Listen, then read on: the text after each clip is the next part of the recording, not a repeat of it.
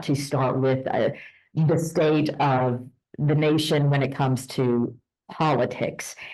And we know that a part of your mission right now is to go across the country and kind of get the pulse of the American people.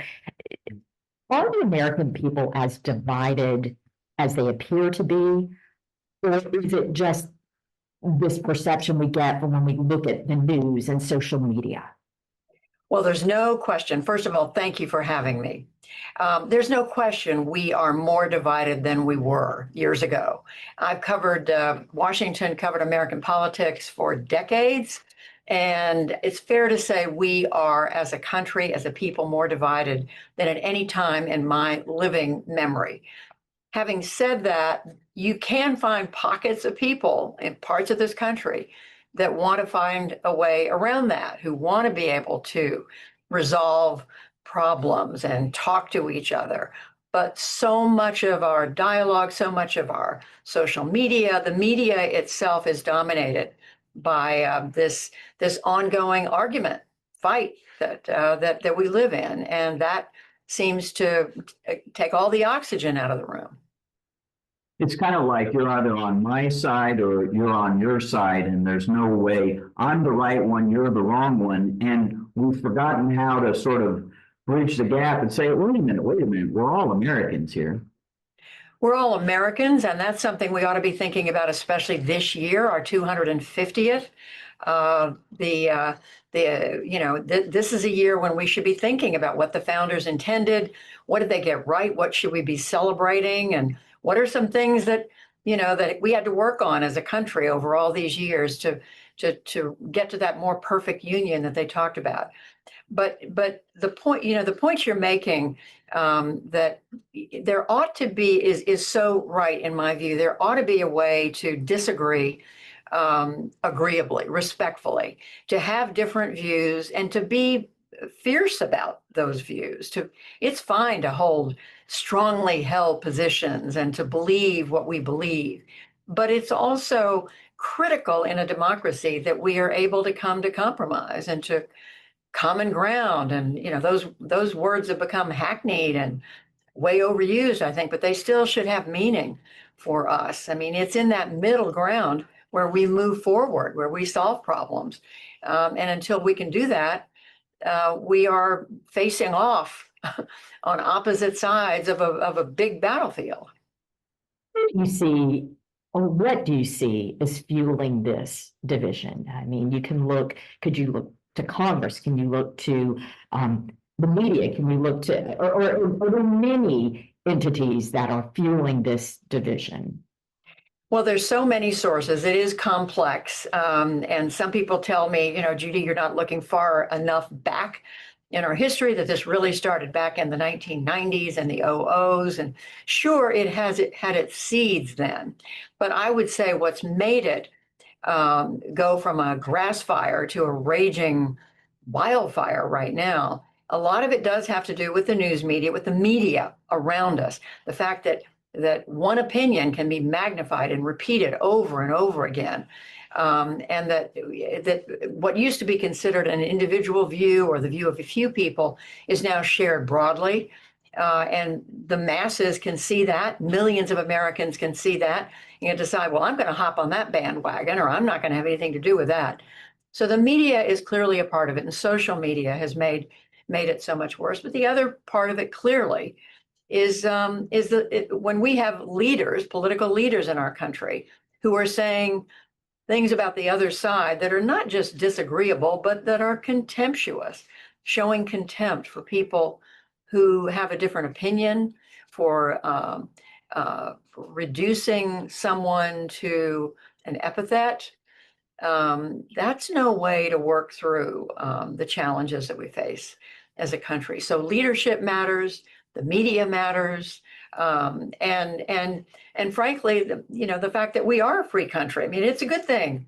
We should always remember it's a good thing that we can debate, and we don't get thrown in prison or shot on the street because we don't agree. And we don't ever want to be in that place. So we should be able to have these debates, but we don't want them to be the kinds of debates where there's just utter contempt and disregard and the kind of attitude that doesn't allow for even a conversation.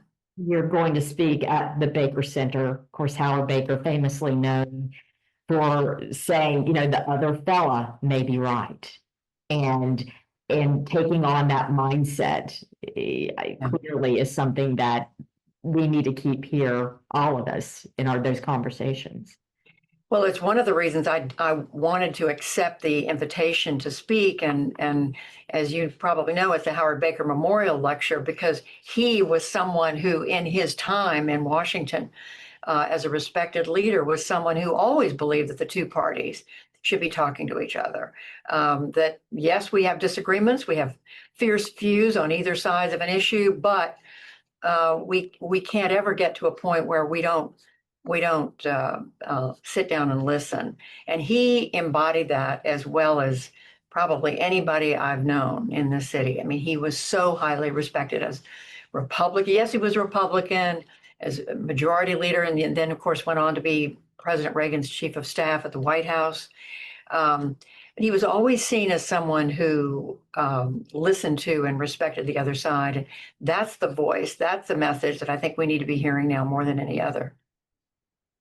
As you alluded, and as we know, you have had a long career covering politics and the nation itself.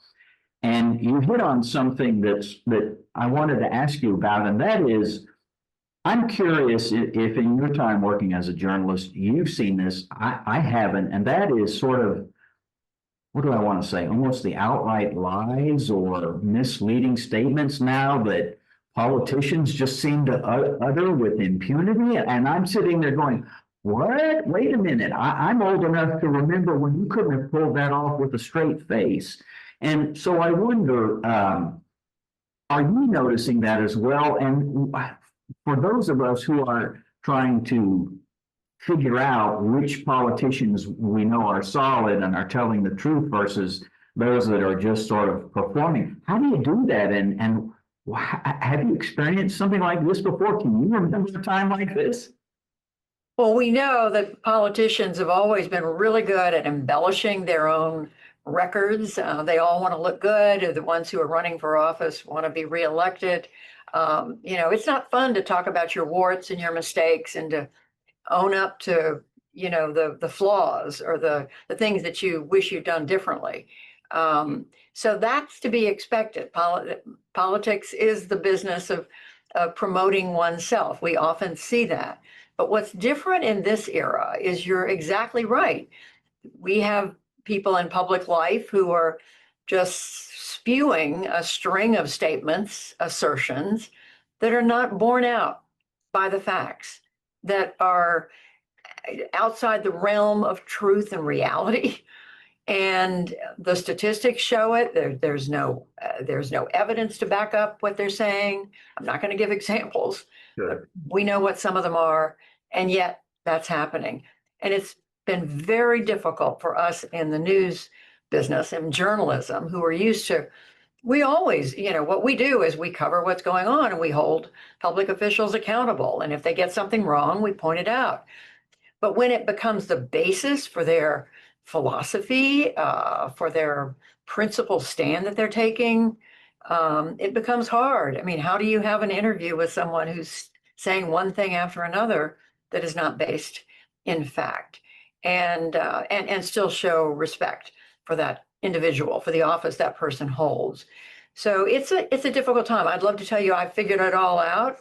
In my time in the anchor chair at the NewsHour, I anchored up until just a few years ago, and I'm still reporting as a correspondent for the NewsHour. I still haven't figured out how it is that you can have a time-limited conversation with someone who is saying one statement after another that is not borne out by facts, and hold them accountable and do it in a way that respects who they are, and at the same time not have this be an argument. I mean, something that turns into an ugly confrontation. It's a challenge for all of us in journalism. It is. It's still a challenge.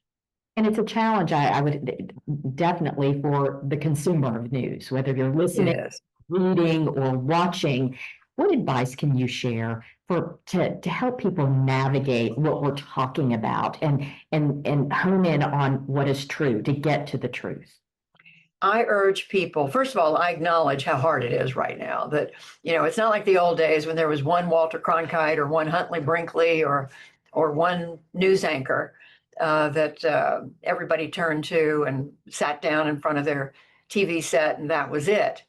That's the way it was, and at the day, on this particular day. Today, there are thousands of sources of news, but there are certain news sources that are more respected than the others.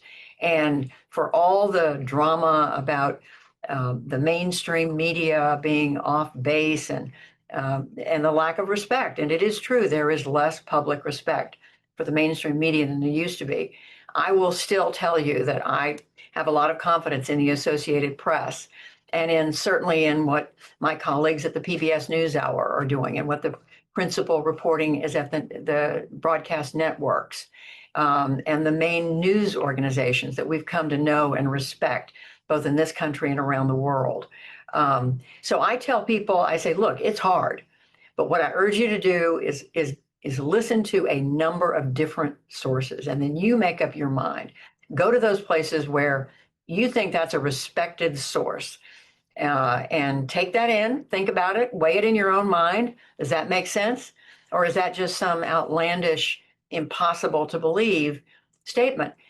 It's still not easy because they're, for folks who are new to an issue and they're trying to understand it, whether it's healthcare or the environment, most people don't have time to do tons of research and know the bottom truth on everything. And the fact is, scientists and doctors are still figuring a lot of these things out.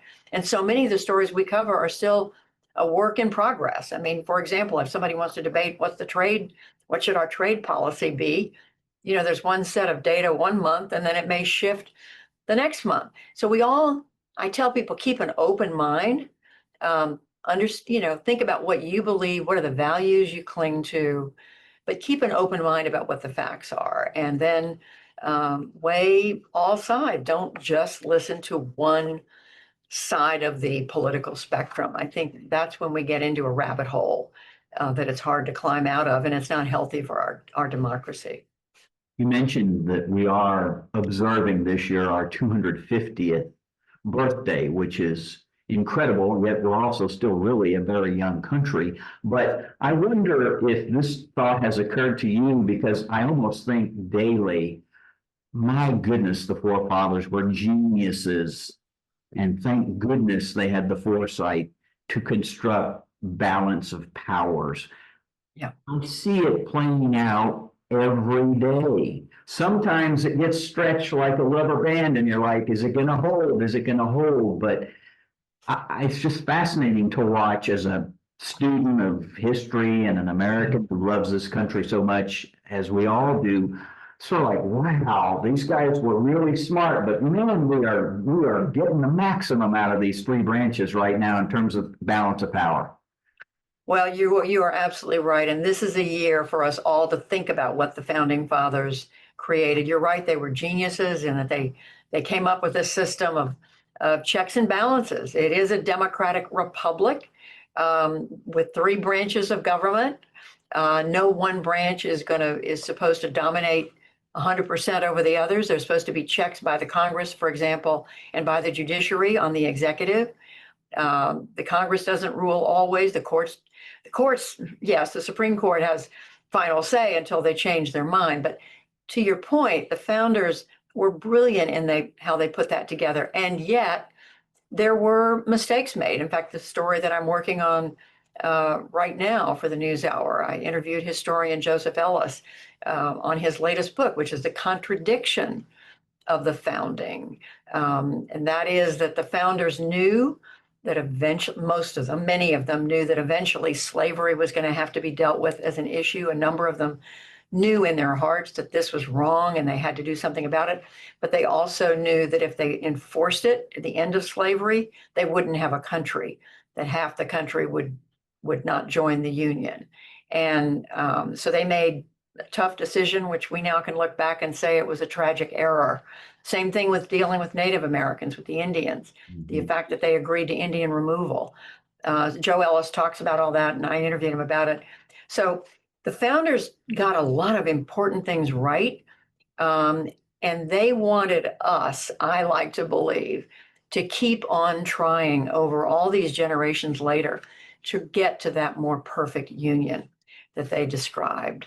We're never going to get there completely. We're never going to be in a perfect place, but we have to keep trying.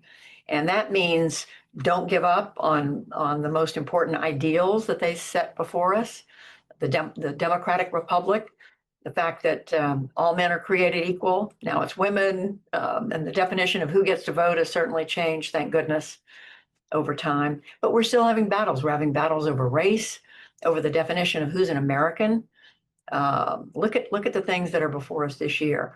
But I do keep coming back to your point. I do keep coming back to my belief and our belief that the founders wanted us to keep trying to get it right.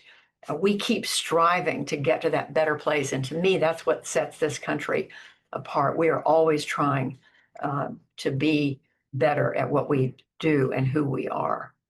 It is easy. That is certainly the goal. It is easy when you do turn on the news, when you do listen to a podcast or read an article, to feel a lot of helplessness and hopelessness.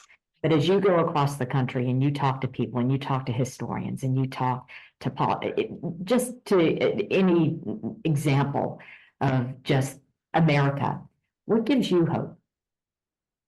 What gives me hope is exactly what you said, and that's the American people. In that we've had some really smart people making decisions for us from our very founding, and we've been lucky to have some extraordinary leaders along the way. It wasn't just George Washington and John Adams and Thomas Jefferson and Alexander Hamilton. It was Abraham Lincoln. It was Teddy Roosevelt. It was Theodore Roosevelt. It was Franklin Roosevelt. John Kennedy, Ronald Reagan. I mean, we've had some remarkable leaders from both political parties. So thank goodness for that. But what gives me hope ultimately is the American people ourselves. The American people were prepared to go to war in the middle of the 19th century over slavery and to fight for the freedom for millions of these individuals who were still held as enslaved. And so we were prepared to put lives on the line, and over 650,000 Americans died. It's almost incomprehensible to us now that we would experience something like that. So we have done almost the unthinkable to hold ourselves together and to hold our values up. And I don't want to think that we'd ever do anything like that again. But when I travel the country and I talk to Americans, I do find enough people who say, even when they are coming from opposite ends of the political spectrum, and I say to them, what does it mean to you to be an American? They talk about how proud they are of this country. And yes, there are people will poke holes in things they don't like, and when countries let them down, and sure, that's out there too. But so many people will still say this country is special, and I'm so glad I'm American. I will say we have to work at that, because especially the youngest generation, they're growing up in a time of this division that we've been talking about, and growing up in a time when we are seeing at this moment the rise of authoritarianism around the world. And so we really do have to continue to talk to the younger generation about why it's important to have a democracy, a system of government that respects the people and the people's voices, and equality for all. That's something we have to keep. We have to keep making these arguments. We have to keep selling it, if you will. I think that is the perfect message to end our discussion on, but we thank you for your time and your insight